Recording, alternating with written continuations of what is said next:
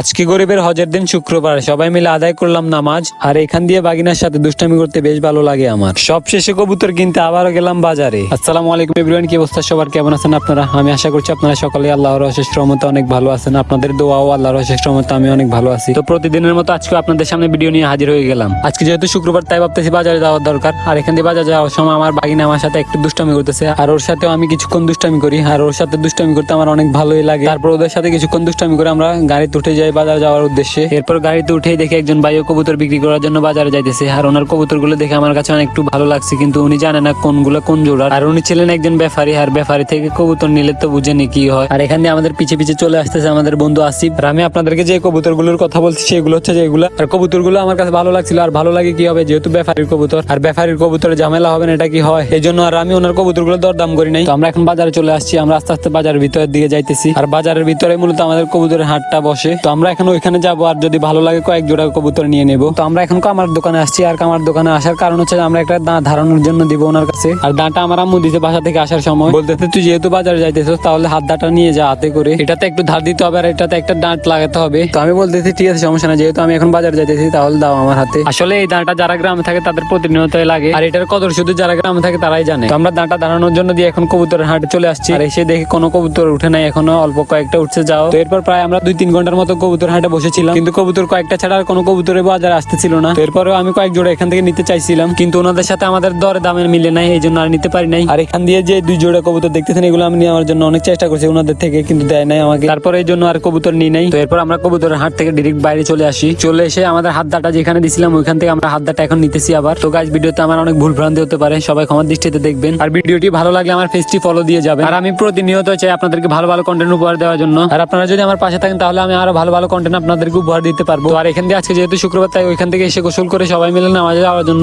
Ready হয়ে আমরা মসজিদের সামনে চলে আসি। তো এখানে দেখি সবাই নামাজ পড়ার জন্য এসে বসে আছে। তো এখান দিয়ে আমি উজু করে নামাজ পড়ার জন্য আস্তে আস্তে ভিতর দিকে যাইতেছি। আর মানুষের কাছে শুনি নাকি শুক্রবার হচ্ছে গরিবের হজের দিন। তো গাইস, এখন এত কথা বলে লাভ নাই, আমরা এখন সবাই নামাজ পড়ার জন্য দাঁড়িয়ে গেছি। তো এরপর নামাজ শেষে আস্তে আস্তে সবাই আমরা মসজিদ থেকে বাইরে হইতেছি। তো গাইস, এরপর পার্ট আমি আপনাদেরকে নেক্সট ভিডিওতে দিয়ে দেবো। আজকের ভিডিও পর্যন্ত সবাই ভালো থাকবেন, সুস্থ থাকবেন, পেজটি ফলো দিয়ে পাশে থাকবেন, পারলে লাইক কমেন্ট শেয়ার করে দিবেন। আর এতক্ষণ ভিডিও দেখার জন্য ধন্যবাদ।